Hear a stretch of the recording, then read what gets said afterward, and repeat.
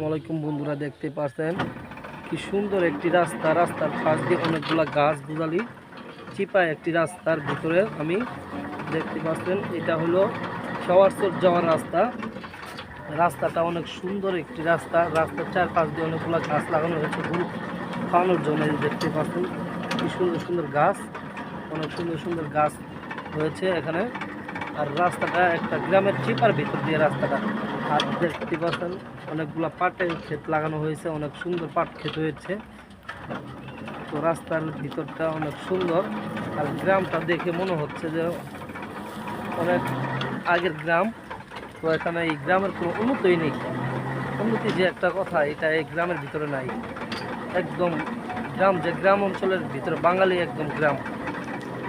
এই গ্রামের কোনো উন্নতি নেই। দেখেন গ্রামের রাস্তাঘাটের অবস্থা একদম ছোটোখাটো একটি রাস্তা, চিপা রাস্তা।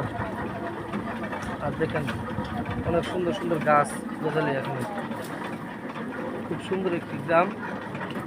আর সামনে মুখটা ঘুরলে আপনি জব্বারগঞ্জ বাজার, বর্তমানে খেয়ারচর বাজার নামে পরিচিত এই বাজারটা।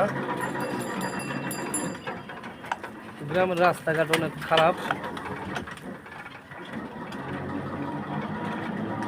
দেখেন কি সুন্দর বিকালটা আজকে গ্রামের ভিতরে অনেক সুন্দর দেখা যাচ্ছে। উপরে আকাশের আবটা অনেক সুন্দর লাগতেছে।